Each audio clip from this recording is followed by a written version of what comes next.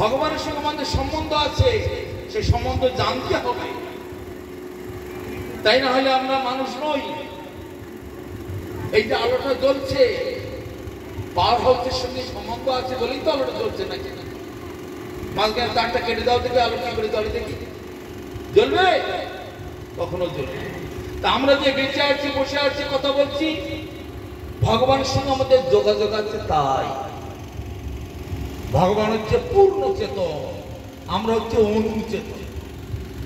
তাহলে ভগবানের সঙ্গে আমাদের বিরাট কানেকশন আছে, কিন্তু আমরা জানি না কেন। মিশে মায়ার বসে যাচ্ছ ভেসে, খাচ্ছ হাবুডুবু ভাই। সাধুরা কতবার বলছে, রাধা কৃষ্ণ বল বল বল রে সবাই। মিশে মায়ার বসে ভেসে যাচ্ছে, কিন্তু নিজের সম্পর্কে কোনো চেতনা নাই। একে বলা হয় পশু বুদ্ধি। আমি হঠাৎ কোথা থেকে আসলাম, কেনই বা আসলাম, কেন এখানে একটি তাপ জ্বালায় দুঃখ কষ্ট পাচ্ছি, কার কোনো চেতনা নেই। 100 ভাগের মধ্যে 99.5টা লোকের এইসব চিন্তাই নেই। তাহলে কিসের মানুষ? পশু পক্ষীর মতো জন্মাচ্ছি, পশু পক্ষীর মতো খাই খাই করছি, আর পশু পক্ষীর মতো কতগুলো বাল বাচ্চা করছি, পশু পক্ষীর মতো ভোগ করতে করতে মরে যাচ্ছি, কাজ হয়ে গেল। এইটা কি মানুষ? তা না। সবার উপরে মানুষ সত্য। এই কি জন্য বলা হচ্ছে, এই 6টা বিষয় হচ্ছে যাদের জ্ঞান আছে, চেতনা আছে। তাই বলছে সম্বন্ধ, তারপর হচ্ছে অবিধেয়। ভগবানের সঙ্গে আমাদের সম্বন্ধটা কি? ভগবান হলেন প্রভু, আমরা হলাম দাস। এই হচ্ছে সম্পর্ক। তেমনই আলো পাওয়ার হাউসের সঙ্গে সম্পর্ক আছে। মাসে মাসে পাওয়ার হাউসে টাকা দিতে হয়, তবেই তো ঘরে আলোটা থাকে নাকি? টাকা বন্ধ করে দিলে আলো বন্ধ হয়ে যাবে। তেমনি সম্বন্ধ ভগবানের সঙ্গে আমাদের সম্পর্ক। ভগবানকে সেবা করতে হবে, তার নাম গুণগান কীর্তন করতে হবে, তার সঙ্গে সেব্য আর সেবক। তিনি সেব্য, আমরা সেবক। এইভাবে তো সম্বন্ধের প্রতিষ্ঠিত। তারপরে অবিধেয়। অবিধেয়টা কি? ভগবান অনন্ত কোটি ব্রহ্মাণ্ডের মালিক, আমি হলাম অনন্ত কোটি ব্রহ্মাণ্ডের সেই মালিকের দাসে দাসে দাসে দাসে দাসে দাসে দাস। তিনি ছিলেন, আমি ছিলাম, তিনি আছেন, আমি আছি। তাকে ছাড়া আমি এক মিনিটও চলতে পারি না। তিনি আমার আত্মার আত্মা, পরমাত্মা। তিনি আমার জীবনেরও জীবন, তিনি আমার বাপেরও বাপ। তমেব মাতা চ পিতা তমেব, তমেব বন্ধু সখা তমেব, তমেব বিদ্যা দ্রবিণম তমেব, তমেব সর্বম মম দেব দেব। তুমি বিদ্যা, তুমি জ্ঞান, তুমি মা, তুমি বাবা, তুমি ভাই, তুমি বন্ধু, তুমি পতি, তুমি গুরু, তুমি সদা, তুমি সব। বলে অবিধেয়। তারপরে কি প্রয়োজন? একমাত্র প্রয়োজনটা কি? গোপী ভদ্র পদ কমলার দাস দাসা।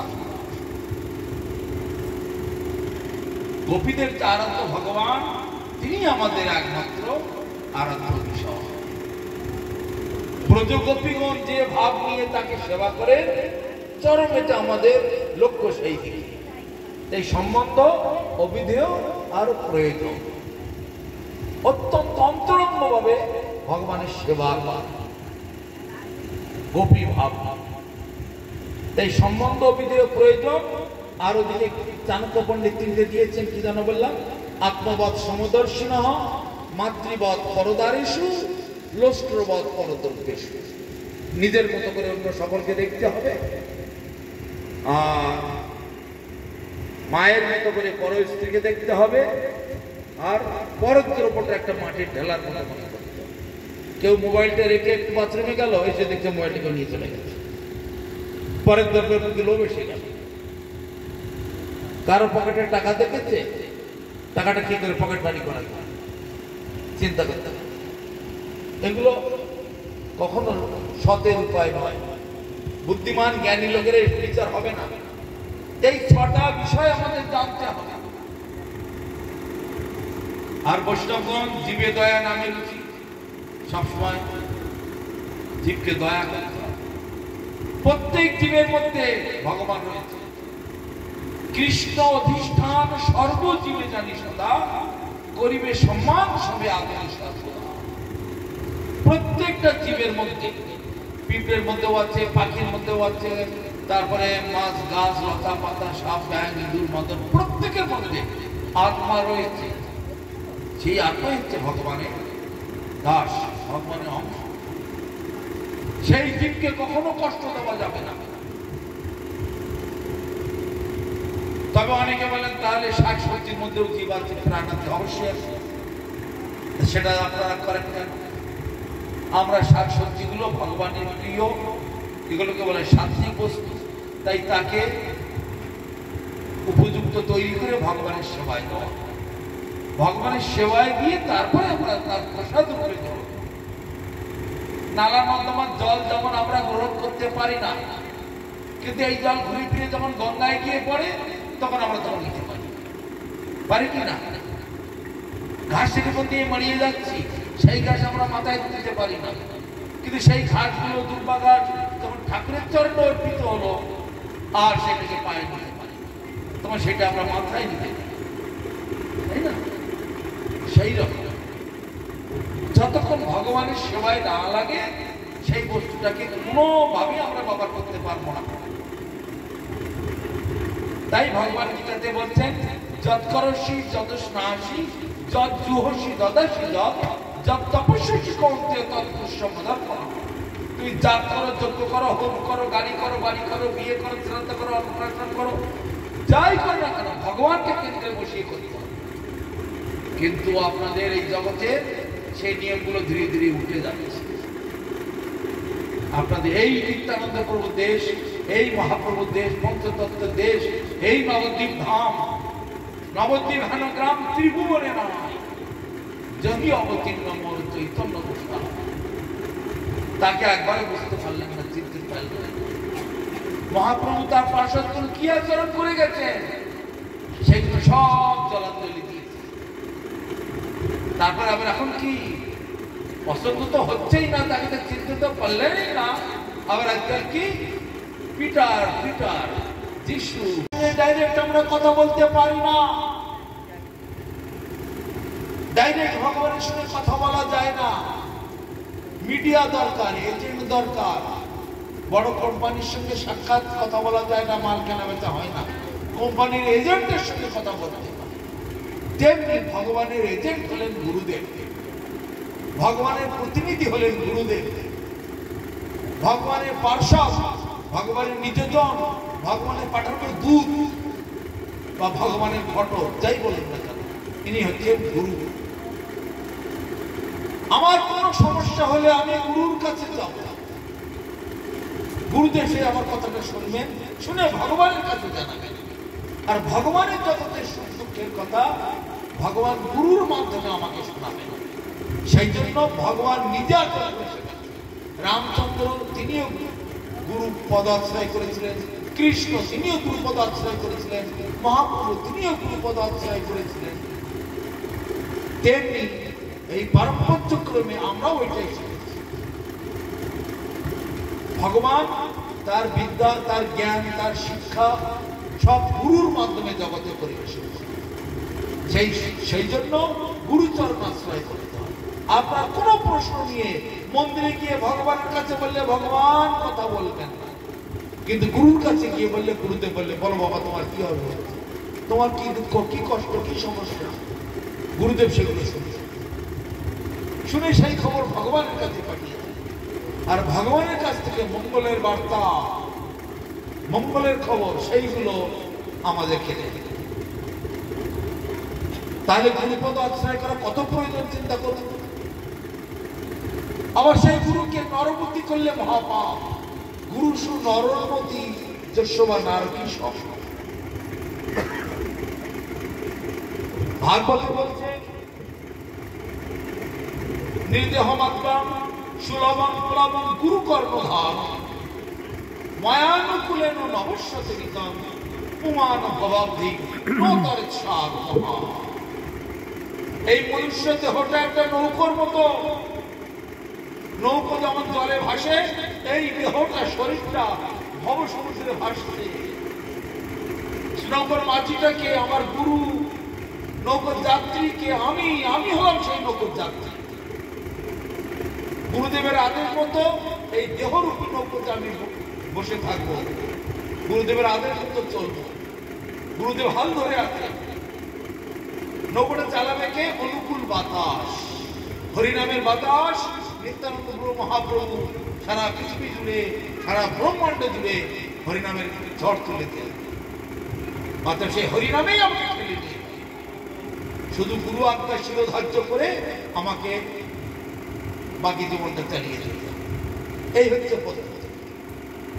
তাই আমাদের গুরুবর্গেরা এই পথ দেখিয়েছে।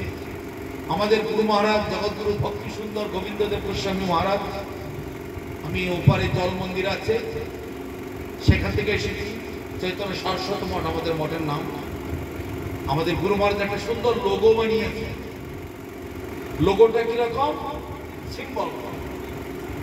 গুরু হচ্ছে সরোবর, সরোবরের মধ্যে পদ্ম ফুল ফোটে। শিষ্য হচ্ছে পদ্ম ফুলের মতো। সরোবরে পদ্ম ফুল ফোটে, শুকনো ডাঙার উপর ফোটে না, গাছের মাথায় ফোটে না, সরোবরের জলে কাটাতে ফোটে। সূর্য রশ্মি দিচ্ছে উপরে। তাহলে গুরু হলেন সরোবর, শিষ্য হলেন পদ্ম ফুল, আর সূর্য হচ্ছেন কৃষ্ণ। সরোবরে যখন পদ্ম ফুল ফুটে থাকে, সূর্য প্রখর তাপ দিচ্ছে, পদ্ম ফুলটা যেন খিলখিল করে হাসছে, এরকম মনে হবে। পদ্ম ফুল কিন্তু শুকিয়ে যাচ্ছে, এত কড়া রোদ, আমরা বাইরে দাঁড়াতে পারছি না, কিন্তু পদ্ম ফুলটা ফুটে আছে, মনে আনন্দ আর দুলছে হাওয়া। তাই কিনা বলুন তো? রোদে শুকিয়ে যায় পদ্ম ফুল, কিন্তু ওই পদ্ম ফুলটা যখন সরোবর থেকে তুলে ডাঙায় রেখে দেবেন, ওই সূর্য 1 মিনিটের মধ্যে পুড়িয়ে দেবে। তাই কিনা? 1 মিনিট টাইম লাগবে, একবার শুকিয়ে শেষ হয়ে যাবে। কিন্তু ফুলটা যখন সরোবরে লেগেছিল, কৃষ্ণ তখন তাতে রশ্মি প্রদান করছিল, তাকে সেবা করছিল। তেমনি শিষ্য যখন গুরু চরণাশ্রয় করে থাকবে, গুরুদেবের অনুগত হয়ে থাকবে, গুরুদেবের ইচ্ছাধীন সে চলবে, কৃষ্ণ তাকে আশীর্বাদ করবে, কৃষ্ণ তাকে সেবা করবে। আর শিষ্য যদি গুরুচরণ থেকে গুরুকে ছেড়ে দিয়ে চলে, তাহলে ওই কৃষ্ণ তাকে পুড়িয়ে সরকার করবে। তাহলে গুরুপদ আশ্রয় করা কত বড় প্রয়োজন চিন্তা করতে। গুরু রুষ্ট হইলে কৃষ্ণ রাখিবারে নারে, কিন্তু কৃষ্ণ রুষ্ট হইলে গুরু রাখিবারে পারে। গুরু যদি, কৃষ্ণ যদি কারো উপরে রেগে যায়, গুরুদেব তাকে রক্ষা করতে পারে, তার ক্ষতি হবে না। কিন্তু গুরুদেব যদি কারো উপরে রেগে যায়, কৃষ্ণ তাকে রক্ষা করতে পারে না। তাই বলছে গুরু কৃষ্ণ রূপা, শাস্ত্রের প্রমাণে গুরু রূপে কৃষ্ণ কৃপা করেন ভক্ত। অতএব গুরু রূপেতেই ভগবান এই জগতে কৃপা করতে আসে। সেই জন্য আমাদের আত্মকল্যাণ, আমাদের ভালোর জন্য, আমাদের লাভের জন্য একমাত্র গুরুপদ আশ্রয় করতে হবে। আমাদেরকে গুরুর চরণ আশ্রয় করেই ভগবানের কাছে যাওয়ার চেষ্টা করবে। এই হচ্ছে আমাদের প্রয়োজন। তা গুরুদেব আমাদের কি আদেশ করবেন? হরিনাম, হরের নাম, হরের নাম, হরের নামই কেবল কলৌ, মানে কলিযুগে নাচ দেব, নাচ দেব, নাচ দেব। এই কলিযুগে আর কোন গতি নাই, আর কোন গতি নাই, আর কোন গতি নাই। আবার চৈতন্য ভাগবতে মহাপ্রভু বলছেন, কর্মী, জ্ঞানী, যোগী, সন্ন্যাসী, ব্রহ্মচারী যে জন সংহার করিব সবে যদি না করে কীর্তন। কর্মী হও, যোগী হও, জ্ঞানী হও, হিন্দু হও, মুসলমান হও, খ্রিস্টান হও, বৌদ্ধ হও, জৈন হও, যাই তুমি হও না কেন, যদি হরিনাম না করো আমি সব সংহার করে দেব। এইটাই মহাপ্রভুর নাম। একটাই মাত্র পথ খোলা জীবের জন্য, সেটা হচ্ছে হরিনাম। যে হরিনামে ভক্তিভাবে হরিনাম করবে তার সৌভাগ্যের আশ্বাস না। পৃথিবীতে এমন কোন শক্তি নেই তাকে ক্ষতি করে। আপনার হরিদাস ঠাকুরের কথা শুনেছেন, বুড়ন গ্রামে ওখানে থাকতেন। তা সেই হরিদাস ঠাকুরকে 22 বাজারে বেত্রাঘাত করার হুকুম দিয়েছিল চাঁদ ঠাকুর। আরে এমন মার মারবে এক বাজারেই যেন বেটা শেষ হয়ে যায়, কিন্তু 22 বাজারে মেরেও তাকে কিছুই করতে পারে, একটা লোমও নাড়তে পারে। প্রহ্লাদ মহারাজের কাহিনী আপনারা শুনেছেন। তার বাবা হিরণ্যকশিপু তাকে মেরে ফেলবার জন্য কত চেষ্টা করেছে, কিন্তু কোন মতেই তাকে পারল না। রাখে হরি মারে কে, তো মারে হরি রাখে কে। অম্বরীশ মহারাজকে দুর্বাসা কখনো শেষ করতে পারল না, ধ্রুব মহারাজকে কেউ নষ্ট করতে পারল না। ভগবানের পাণ্ডবদেরকে কত রকম অত্যাচার করা হয়েছে, তাদেরকে কেউ নষ্ট করতে পারল না। গৌরব বংশ 100 ভাই, তারা সব ধ্বংস হয়েছে, কিন্তু পাণ্ডবরা 5 ভাই, তারা ভগবানের ছিল ভক্ত। ভগবানকে তারা গুরুর মতো ভেবে দিল, গুরু ভেবে সেইভাবে তার চরণ ধরে পড়েছে। ভয়ঙ্কর কুরুক্ষেত্রের যুদ্ধ হলো, সব কোটি কোটি লোক মারা গেল, কোটি কোটি মা সন্তান হারা হয়েছে, কোটি কোটি বাবা পুত্র হারা সন্তান হারা হয়ে গেল, কোটি কোটি স্ত্রী বিধবা হয়ে গেল, রক্তবন্যা হয়ে গেল, কিন্তু পাণ্ডবদের কোনো ক্ষতি হল না। কেন? ওরা যে গুরুর চরণ ধরেছে, কৃষ্ণ তখন গুরুর চরণ ধরেছিল, তাই পাণ্ডবদের কোনো ক্ষতি হলো না। কিন্তু কৌরবগণ ধ্বংস হয়ে গেল। যারা যারা সৎগুরুর চরণাশ্রয় করে হরিনামকে আশ্রয় করবে তাদের কখনোই কোনো ক্ষতি হবে না। তাই জীবের একমাত্র কর্তব্য গুরুর চরণাশ্রয় করা, সৎগুরু তার কল্যাণের জন্য একাদশী ব্রত কথা বলবেন আর হরিনাম কীর্তন করেন, ঠাকুরকে ভোগ দিয়ে প্রসাদ পাওয়া। এই মহাপ্রভু 5টি ভক্তির অঙ্গ দেখিয়ে দিলেন: সাধু সঙ্গ, নাম সংকীর্তন, ভাগবত শ্রবণ, মথুরাবাস, শ্রীমূর্তি শ্রদ্ধায়।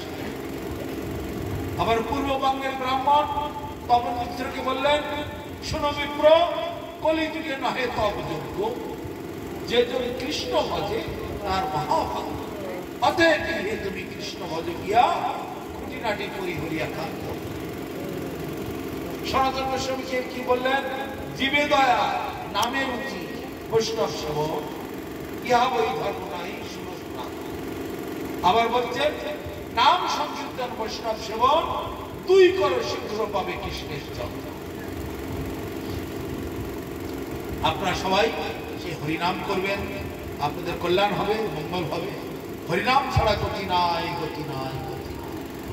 যত বড় বিপদ আসুক না কেন, হরিনাম করলে সেই বিপদ থেকে তার উদ্ধার মুক্তি পাওয়া একেবারে 100%। বিশ্ব ব্রহ্মাণ্ডে এমন কোন শক্তি নেই হরিনামকারীকে আঘাত দেবে, কষ্ট দেবে। তার জন্য আপনাকে সাপের ভয়েতে মনসা পুজোও করতে হবে না, আর এই পথ সবার ভয়েতে শীতলার পুজো করতে হবে না। তারপরে অমঙ্গল হওয়া ঘটনা অমঙ্গল কি হবে তার জন্য সেই ভয়েতে বড় ঠাকুর, মেজ ঠাকুর, সেজ ঠাকুর এইসবের পুজোও করতে হবে। গাছের গোড়ায় জল দিলে সব হয়ে যায়। ভাগবতে বলছে, যথা তরণমূল নিষেধ চারিণ তৃণপন্থী তৎস্কন্দ ভুজম শাখা প্রাণপহারস্য যতীন্দ্রিয়াণাম ততৈব সর্বভূতমচ্যুত। তার মানে এটা বলছেন প্রহ্লাদ মহারাজ, মূলেতে শিরশিলে জল, শাখা পল্লবের হয় বল, শিরে বাড়ি নহে প্রয়োজন। গাছের গোড়ায় যদি জল দেওয়া যায়, তার শাখা পল্লব ফল ফুল পাতা সব সতেজ। তদ্রূপ হরিনাম যদি করা যায়, এমনকি ভগবান বলছেন সকল সকতি নেই নামে তুহারা, আর গ্রহণে রাখলি নাই কাল। সব শক্তি ভগবানের যত শক্তি আছে নামের মধ্যে দিয়ে দিয়েছে। যে ভজে সেই বড়, অভক্ত হিংসা আর কৃষ্ণ ভজনেতে নাকি জাতি কুলাদি যা। যে ভজন করবে সেই হরি, যে হরি ভজন করে, এখানে ব্রাহ্মণ হোক, ক্ষত্রিয় হোক, বৈশ্য হোক, শূদ্র হোক, চণ্ডাল হোক, মুচি মেথর, হিন্দু মুসলমান খ্রিস্টান বৌদ্ধ জৈন, যেই হোক, যিনি হরিনাম করবেন সে হয় আমার প্রাণ। যেই হরিনামকে যারা আশ্রয় করবে, কিন্তু হরিনাম ইচ্ছা মতো যেখানে সেখান দিয়ে করলে হয় না, সৎ গুরুর চরণাশ্রয় করতে হয়, করে হরিনাম দীক্ষা গ্রহণ করতে হয় গুরুর কাছ থেকে। হরিনাম মহামন্ত্রের লহ তুমি। জীব জাগো, জীব জাগো, গোরা চাঁদ বলে, কত নিদ্রা যাও মায়া পিশাচের কোলে। ভজিব বলিয়া এসে সংসার ভিতরে, ভুলিয়া রহিলে তুমি অবিদ্যার ধারে। তোমারে লইতে আমি হইব অবতার, আমি বিনা বন্ধু বলো কি আছে তোমার। এনেছি ঔষধি মায়া নাশিবার লাগি, এবার হরিনাম মহামন্ত্র লহ তুমি। সদ্গুরু চরণাশ্রয় করে হরিনাম মহামন্ত্র চেয়ে নিতে হয়। তারপরে সদ্গুরু সেই উদ্ধারকারী, পাপ নাশকারী, ত্রিতাপ জ্বালায় ভক্তিভূত হয়ে যাচ্ছে যে জীব, তাদের উদ্ধারকারী, যে মহামন্ত্র, সমস্ত মন্ত্রের রাজা, অল মন্ত্র দি বেস্ট, এটা বলা হয়েছে। সারা পৃথিবীতে সবাই এখন বিপুল ভাবে হরিনাম করছে। তারা যখন নবদ্বীপে আসে, নবদ্বীপবাসীর মনে কি হরিনাম দেখে না, কপালে তিলক দেখে না, গলায় মালা দেখে না, তারা অবাক হয়ে যায়। কি নবদ্বীপের কথা কত শুনেছি, আর সেই নবদ্বীপ ধামে এসে এই ধামবাসীদের গলায় একটু মালা নেই, তিলক নেই, হরিনাম নেই, আর রাস্তা রাস্তায় মরে মরে ছাগল কেটে ঝুলানো, মুরগি কেটে ঝুলাচ্ছে, মাছ কাটছে, এইসব এ কি অমঙ্গলের দৃশ্য দেখছি আমরা। কত ধামের মহিমা শুনেছি, দুর্ভাগা মানুষেরা এই সবগুলো নিয়ে থাকে। যারা ভাগ্যবান তারা সৎসঙ্গ করবে, সাধুসঙ্গ করবে, হরিনাম করবে, একাদশী ব্রত পালন করবে, তাদের জীবন ধন্য হবে, মঙ্গল হবে, কল্যাণ হবে। অতএব নাম রূপে কলিকালে কৃষ্ণ অবতার, নাম হইতে হয় সর্বজগৎ নিস্তার। অতএব কলিযুগে নাম যোগ্য সার, আর কোন ধর্ম হইলে নাহি পায়। মহাপ্রভু বলছেন, সাথে পাঁচে মিলি নিজ দ্বারেতে বসিয়া সংকীর্তন করো সবে হাতে তালি দিয়া। কলকাতার সকলের বাড়িতে নেই, তা নিজের বাড়িতে মা বাবা ভাই বন্ধু ছেলে মেয়ে নাতি পুতি করে 5-7 জন তো থাকে প্রায়, তাই একজন পাশের বাড়ি থেকে আসলাম, এসে তো 5-7 জন এক জায়গায় বসাই যায়, হাতে তালি দিয়ে হরিনাম করবে, তাতেই কল্যাণ হবে। আর একটাই মাত্র ব্রত, একাদশী ব্রত করবে, একটাই মন্ত্র হরিনাম মহামন্ত্র, একটাই আমাদের ঠাকুর, তিনি হচ্ছেন মহাপ্রভু। মহাপ্রভু মানেই রাধা কৃষ্ণ, আর নিত্যানন্দ আর গৌর সুন্দর দুজনকে রাখলে তো গুরু গৌরাঙ্গ হয়ে গেল। নিত্যানন্দ থাকলে গুরু হয়ে গেল, আর মহাপ্রভু হলে তো রাধা কৃষ্ণ হয়ে গেল।